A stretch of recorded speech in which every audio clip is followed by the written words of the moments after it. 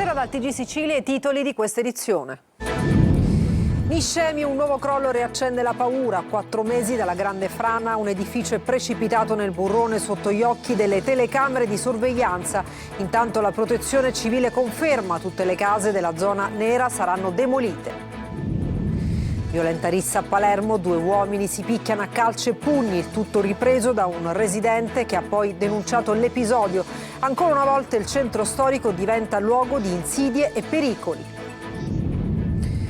C'è anche un giovane di origini catanese, Alessio Catanzaro, tra gli attivisti della flottiglia sequestrati dall'esercito israeliano. Non fa parte di nessuna organizzazione, voleva fare il volontario, dice la madre al nostro TG.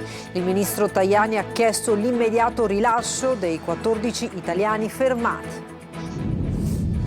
La Commissione Nazionale Antimafia ha reso noto l'elenco dei candidati a sindaco considerati impresentabili. In Sicilia i casi di Agrigento e Randazzo. I Kalashnikov e le altre armi da fuoco utilizzate per le intimidazioni della mafia del racket arrivano dai teatri di guerra dell'Europa dell'Est e approdano nei container nei porti di Trieste e Gioia Tauro, ma anche di Palermo e Catania. L'analisi del criminologo. Guerra e caro gasolio frenano il turismo. A Ragusa c'è chi rimborsa quasi per intero il costo del viaggio, con un sistema di sconti in ristoranti, negozi e pernottamenti. E poi il calcio, Palermo chiamato all'impresa, domani contro il Catanzaro e Rosanero serve una vittoria con 3 gol di scarto per conquistare la finale che vale la Serie A. E poi il Catania, vogliamo passare a tutti i costi. Non usa mezzi termini, Mimmo Toscano alla vigilia della gara di ritorno dei quarti di finale degli spareggi promozione. Trasferta vietata ai tifosi del Lecco.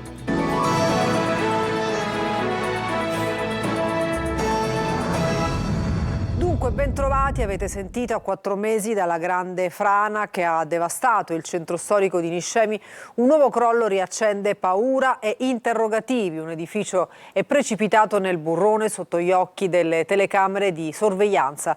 Intanto la protezione civile conferma tutte le case della zona nera saranno demolite. Gerry Italia. Un vuoto improvviso, poi il vuoto. In pochi secondi l'edificio si sbriciola e precipita nel burrone. Le immagini, riprese dalle telecamere di videosorveglianza di una casa ormai disabitata, arrivano dal quartiere Pirillo di Niscemi, una delle aree colpite dalla frana che dal 25 gennaio scorso ha sconvolto la città. La palazzina crollata si trovava sul coronamento della frana, all'interno della cosiddetta zona nera, quella ritenuta più pericolosa e destinata alla demolizione. La frana, estesa per circa 4 km tra i quartieri Sante Croci, Trappeto e Via del Popolo, aveva provocato il collasso di strade, villette e palazzi, costringendo all'evacuazione circa 1500 persone. Oggi sono ancora circa 500 gli sfollati che non possono rientrare nelle loro abitazioni. Intanto, come stabilito dalla Protezione Civile, tutte le case in zona nera saranno abbattute perché considerate a rischio crollo, una scelta contestata dagli abitanti che speravano di salvare almeno parte delle loro case. Secondo il report dei geologi coordinati da Nicola Casagli, presidente dell'OGS, non esiste una soluzione definitiva per stabilizzare il territorio. Lo scenario più temuto è quello dell'arretramento progressivo della scarpata. Per questo la frana dovrà essere monitorata costantemente, forse per sempre. Niscemi, così come l'Etna, resterà sotto osservazione continua da parte dei tecnici. Violenta rissa ieri in tarda serata a Palermo, 2 uomini si picchiano a calci e pugni, il tutto ripreso da un residente che poi ha denunciato l'episodio. Ancora una volta il centro storico del capoluogo, la notte diventa luogo di insidie e pericoli. Marco Gullà.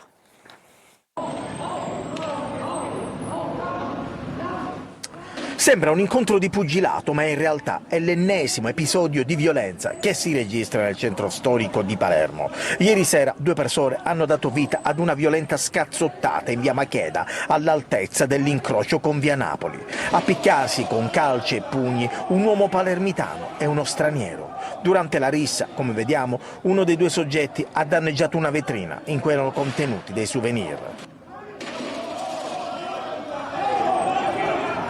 Lei ha denunciato su Facebook l'ennesimo episodio di violenza nel centro storico. Via Macheda siamo in preda all'anarchia e a una malamovida che denunciamo da mesi insieme ai comitati e ai residenti della zona. Il tema è che non manca il rispetto delle regole, ci sono le ordinanze, ci sono i regolamenti, ma assistiamo puntualmente al mancato rispetto di quelle che sono semplici leggi e norme. I cittadini non riescono più a riposare, le preoccupazioni aumentano costantemente. Si tratta dell'ennesimo episodio di violenza avvenuto fra le strade del centro storico, un fatto che riaccende i riflettori sul tema della sicurezza e del controllo del territorio. Via Macheda nelle ore diurne è un crocevia di turisti, poi dalle 20 in poi spacciatori e bande prendono il sopravvento, terrorizzando residenti e visitatori.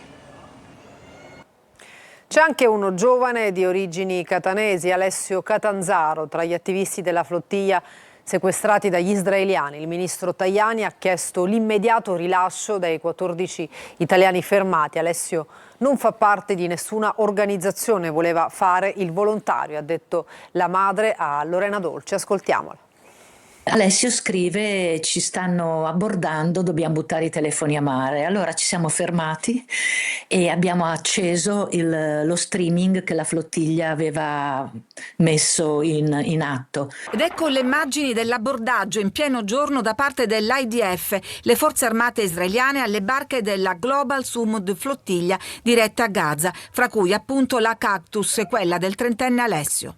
Abbiamo visto prima un ufficiale della Marina israeliana alzare le mani ai ragazzi e poi i gommoni dei gruppi d'assalto arrivare sulla barca e spaccare la telecamera e poi più niente. Ecco. Da allora, alle 9 di lunedì mattina, il silenzio che pesa sui cuori di questi due genitori, il padre, ex professore di sociologia all'Università di Catania, e la mamma bolognese, che nonostante l'ansia di queste ore appoggiano in pieno la causa sposata dal figlio contro il genocidio palestinese. Per questo, nei giorni scorsi, Papà Raimondo aveva scritto una lettera aperta al presidente Mattarella chiedendo di non lasciarli soli. Non c'è stata nessuna protezione, ma questo è un fatto molto grave perché lo Stato dovrebbe difendere i propri cittadini. Invece non li ha difesi. A bordo giovani di tutto il mondo, come questi due volontari, lui irlandese e lei polacca, ma amanti della Sicilia, che durante la navigazione intonavano una canzone popolare.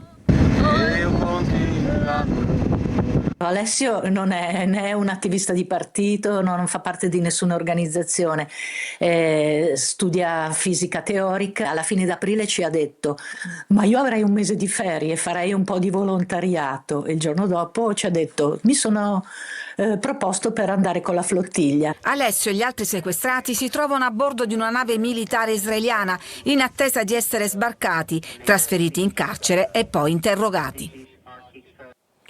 La Commissione Nazionale Antimafia ha reso noto l'elenco dei candidati a sindaco considerati impresentabili. In Sicilia casi di Agrigento e Randazzo. Luca Ciliberti. Sono 28 i candidati alla carica di sindaco considerati impresentabili alle prossime elezioni amministrative che si svolgeranno in tutta Italia il prossimo 24 e 25 maggio.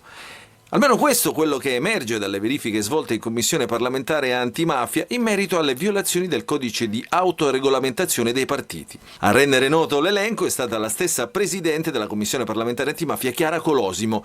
Complessivamente sono state esaminate le posizioni di 35 comuni. In Sicilia ci sono i casi di Agrigento, Enna, Messina, Marsala e in provincia di Trapani, oltre che quello dei comuni sciolti per infiltrazioni mafiose, e in questo elenco speciale nell'isola rientra Randazzo in provincia di Catania. Tra gli impresentabili figura il candidato sindaco per il comune di Agrigento Luigi Gentile, che corre con le liste Democrazia Cristiana, Noi Moderati, Sud Chiama Nord, Lega Agrigento, Gentile sindaco di Agrigento, Prima l'Italia. E secondo quanto emerso, Gentile è imputato in un procedimento per bancarotta fraudolenta davanti al Tribunale di Agrigento. I fatti risalirebbero a marzo 2021.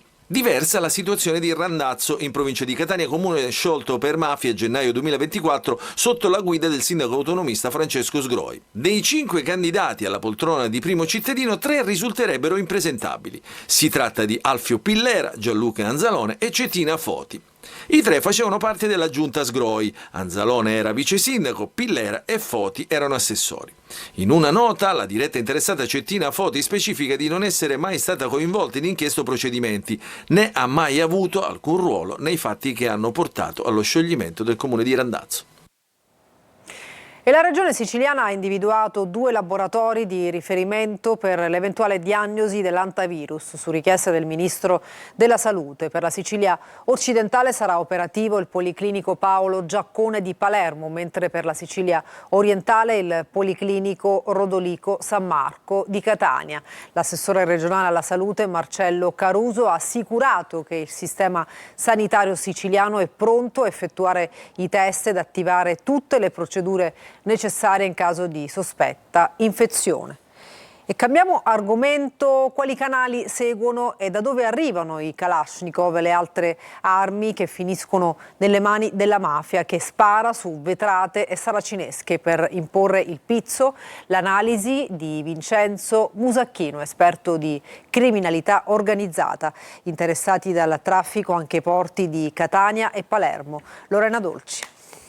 Tutto è gestito principalmente dall'alleanza che c'è tra mafia russa e mafia ucraina, che ovviamente hanno i loro alleati, per esempio nelle triadi cinesi. Sono gli scenari di guerra e buchi neri che inghiottono ogni anno migliaia di armi. Come già avvenuto nell'ex Jugoslavia, il meccanismo si ripete da tempo in Ucraina. Sono armi che non sono state scaricate nei famosi registri dove si catalogano le armi, soprattutto quelle armi di tipo pesante o armi di alta precisione, i Kalashnikov o le mitragliatrici, tutta una serie di armi che vengono usate esclusivamente per fini militari. All'appello mancano quasi 500.000 armi da fuoco che finiscono nelle mani delle nostre mafie. Le rotte più battute arrivano ai porti di Trieste e Gioia Tauro, dove l''ndrangheta spartisce l'arsenale, ma anche la Sicilia rientra nei traffici. Sicuramente, per esempio, il porto di Catania è stato coinvolto più volte in attività di traffico non solo di stupefacenti ma anche di armi. Lo stesso porto di Palermo,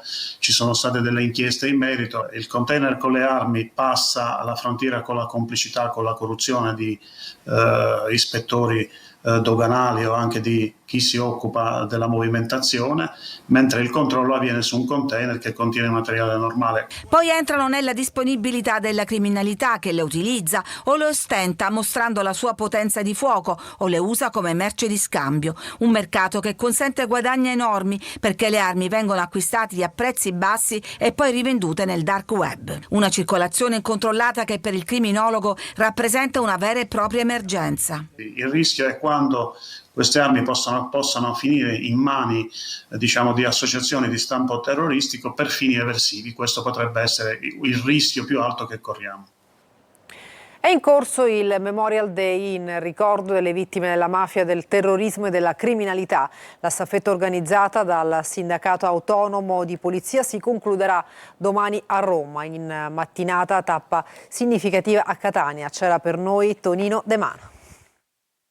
Una staffetta per ricordare le vittime della mafia, del terrorismo e di ogni forma di criminalità. Un cuore con la scritta "per non dimenticare", una corona d'alloro ed una targa, quest'ultima per ricordare Giovanni Lizio, poliziotto assassinato il 27 luglio 1992, pochi giorni dopo la strage di Via D'Amelio. Catania celebra il Memorial Day con una staffetta che si concluderà nella capitale. 4 staffette sono partite da tutta Italia, da Torino, Pordenone, Lecce e Palermo, per unire idealmente il valore della memoria. Si riuniranno mercoledì a Roma e tutti insieme uniranno i 4 cuori per deporli al monumento del milite ignoto, all'altare della patria. La tappa catanese è stata anche l'occasione per ricordare Giovanni Lizio, occhi lucidi e voce spezzata dall'emozione per la figlia Grazia. Io ero una ragazzina, avevo 18 anni, quindi ricordi fragili di quel periodo. Un 18enne di solito vive una vita diversa, ecco, non è pronto a un lutto così forte. Stesso dolore per Marisa Grasso, vedova Raciti. Attraverso il ricordo continua a vivere la persona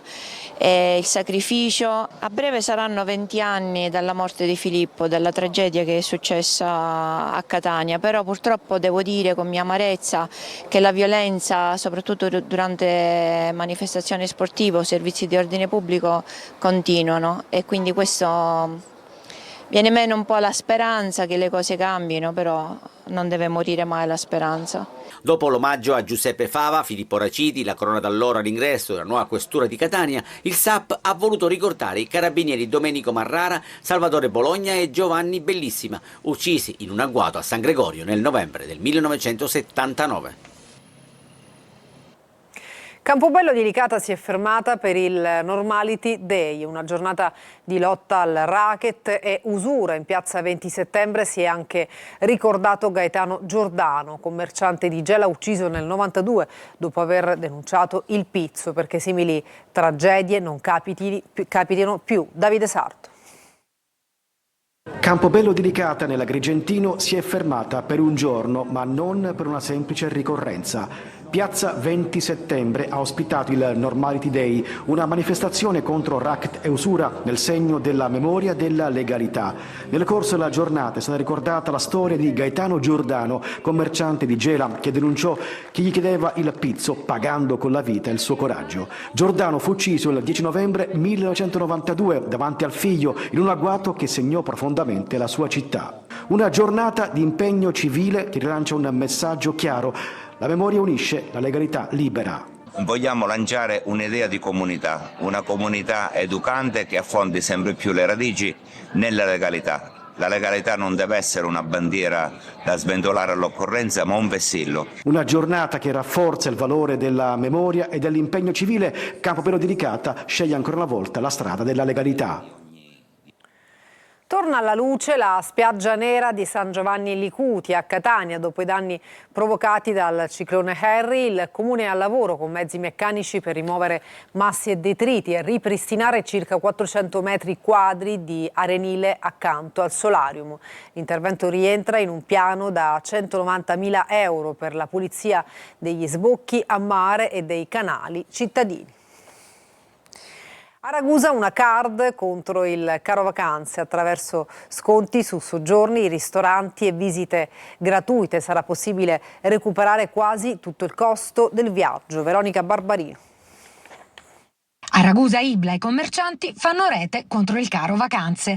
In un contesto economico e turistico segnato da incertezze internazionali e da un generale aumento dei costi di viaggio, i circa 90 operatori privati aderenti al centro commerciale naturale Antica Ibla propongono una card sconti per attirare turisti. Il meccanismo è semplice. Decidi di venire nel nostro splendido quartiere barocco, prenoti il tuo viaggio, scegli il mezzo, invii nel nostro ufficio qui all'Ibla Tourist Information la prova dell'acquisto, inviamo via mail l'elenco delle strutture ricettive convenzionate e da lì inizia a fruire della scontistica prevista nei vari luoghi che sono disponibili, varia dal 5% anche al 30%. L'iniziativa consente quindi ai visitatori di recuperare il costo del viaggio attraverso sconti, benefit e visite gratuite, perché il viaggio è anche esperienza. Ma il valore di questa proposta va oltre il singolo progetto. In questo momento siamo bombardati dal caro vacanze, dal caro benzina, dal rischio voli, e per la Sicilia, per Ragusa, che è una delle mete più difficili da raggiungere, noi vogliamo essere appunto un esempio concreto e positivo di come rispondere a determinate criticità. Non sarà una promozione estiva, ma una scommessa di lungo periodo per rendere la destinazione Ragusa più accessibile e competitiva. Adesso una pausa, tra poco la nostra pagina sportiva, non mancate.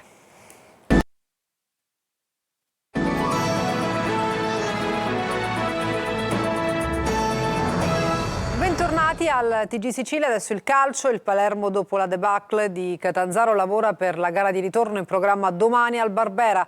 In palio c'è la finale play-off, ma i rosanero dovranno rimontare 3 gol ai calabresi. Occorre un'impresa titanica alla formazione di Inzaghi. Marco Gullà. Le speranze sono flebili, ma nel calcio mai dire mai. Pippo Inzaghi ha fatto mea culpa, abbiamo sbagliato tutto, ha detto. Ma domani al Barbera, nella gara di ritorno contro il Catanzaro, i tifosi si aspettano un cambio netto di mentalità. Il Palermo passa in finale se vince con 3 gol di scarto. Difficile, molto difficile, ma non impossibile. I rosanero in casa hanno costruito in parte la loro classifica, una remontada in cui crede il centrocampista Segre. Dobbiamo ricaricare energie mentali, voltare pagina e dobbiamo dare tutto, dobbiamo veramente sputare sangue fino all'ultimo secondo e avremo la spinta dei nostri tifosi e dobbiamo veramente dare la vita. Sul piano dei singoli la speranza principale è legata al recupero al centro della retroguardia di Bani, la cui assenza ha pesato enormemente nella sfida in Calabria. Per ridare verve, sprint e dribbling alla manovra offensiva crescono sensibilmente le chance di vedere Rui Modesto largo a destra e Jonsen schierato dal primo minuto. Il fantasista norvegese ha realizzato il suo unico gol stagionale proprio contro il Catanzaro nella sfida di campionato giocata a Palermo. La vera e propria svolta strategica potrebbe però riguardare il modulo. Inzaghi sta valutando seriamente di accantonare il consueto 3-4-2-1 per tentare la carta dell'all-in con un 4-2-3-1. Domani al Barbera oltre 28.000 spettatori. Inzaghi spera nell'effetto Bolgia per dare una spinta concreta alla squadra. È già vigilia per il Catania che è rientrato da Lecco e domani sera al Massimino giocherà la gara di ritorno, vietata la trasferta ai tifosi del Lecco. Francesco Triolo. Neanche il tempo di rifiatare che si deve tornare subito in campo, nessuna sorpresa, si sapeva bene che il ritmo dei playoff non concedeva spazio e tempo per fermarsi e così oggi il Catania è tornato ad allenarsi in sede dopo essere rientrato ieri ed aver effettuato una seduta ieri mattina a Carate Brianza, così da ottimizzare al meglio i tempi di trasferimento. Lo 0-0 di Lecco lascia aperta ai rossazzurri la possibilità di giocarsi la partita di domani al Massimino sulla doppia possibilità di risultato, anche se occorrerà comunque un'ottima prestazione di grinta e di sostanza per evitare brutte sorprese e chiudere il conto prima possibile. A Lecco si è tornati a vedere il Catania compatto e chiuso, che non ha subito gol grazie alle parate di Dini, che ha visto il rientro di Forte, la buona prestazione di Pieraccini, è mancato solo il gol con una traversa colpita e le occasioni di Jimenez, Cicerelli, Forte e D'Ausilio che potevano dare maggiore tranquillità in vista della partita di ritorno. Impossibile che Toscano possa avere a disposizione Lunetta, lo ha fatto capire abbondantemente, mentre per quella che diventa la fase clou della stagione ecco che diventa ancora più importante aver recuperato Casasola, l'argentino che ha completato la fase del rodaggio post infortuni e che a Lecco ha fatto vedere un paio di incursioni pericolose. Visti gli impegni ravvicinati, Toscano potrebbe cambiare qualcosa in tutti i reparti. Pieraccini spostato al centro al posto di Miceli, c'è il braccetto di sinistra, Donnarumma in campo dal primo minuto a centrocampo, Jimenez titolare con Cicerelli sulla tre quarti dietro Forte. Queste le possibili novità. Cosa sarà il Massimino domani sera è facile immaginarlo, visto che anche la prevendita ha fatto registrare il sold out, una spinta in più per i rossazzurri e il fattore campo sarà una di quelle armi da sfruttare sino alla fine. E adesso sentiamo le dichiarazioni di mister Toscano. Dal punto di vista mentale bene, la squadra è concentrata, sa quello che ci aspetta domani e cosa bisogna fare. Per quanto riguarda il recupero abbiamo ancora 24 ore per fare tutte le valutazioni del caso, per far scendere in campo i 16 calciatori che ti possono permettere di portare a casa la qualificazione. Non dobbiamo pensare al risultato, io l'ho detto ai ragazzi oggi, ma alla prestazione. Dobbiamo partire forti, dobbiamo fare una grande prestazione perché c'è bisogno di una grande prestazione, perché a questo punto dei playoff tutte le squadre sono di un certo livello. Il Lecco recupererà 2 giocatori che erano assenti nella partita di domenica importanti. Noi vogliamo passare il turno a tutti i costi. Nella vicenda delle compensazioni dei crediti utilizzati dal Trapani Calcio arriva la prima vittoria per il patron Valerio Antonini. Il giudice tributario ha scritto che nell'operazione non ci fu fraudolenza da parte della società Granata e il patron Antonini chiede la riammissione delle squadre e il riconoscimento dei danni. Laura Spanò. Nell'operazione che riguarda la compensazione dei crediti del Trapani Calcio non ci fu fraudolenza, lo scrive il giudice tributario che riconduce la compensazione dei crediti della società sportiva trapanese ad un errore non voluto da parte della società Granata e per il patron Valerio Antonini la decisione del giudice è cruciale proprio per la motivazione. Il caso della compensazione dei crediti della società Granata ha riguardato l'utilizzo di crediti d'imposta ritenuti inesistenti dall'Agenzia delle Entrate per pagare debiti erariali come ritenute IRPEF e contributi INPS. Questo ha portato a deferimenti e pesanti penalizzazioni in classifica. La vicenda finisce come forse nessuno si aspettava, con una sostanziale remissione delle responsabilità da parte degli organi societari, a cui è stato addebitato il minimo sanzionatorio per effetto di un'evidente leggerezza da parte di chi avrebbe dovuto verificare la credibilità di Gianluca Alfieri, protagonista di uno dei più discussi scandali sportivi e fiscali. Antonini pretende ora che le federazioni che hanno penalizzato FC Trapani e Trapani Shark si muovano di conseguenza e annuncia che chiederà la riammissione delle due squadre nei rispettivi campionati e la richiesta di risarcimenti dei danni che ha subito per la perdita dei giocatori, sponsor e abbonati. Poi la stoccata finale, confermando la sua candidatura a sindaco di Trapani. Adesso una breve pausa, tra poco per altri aggiornamenti.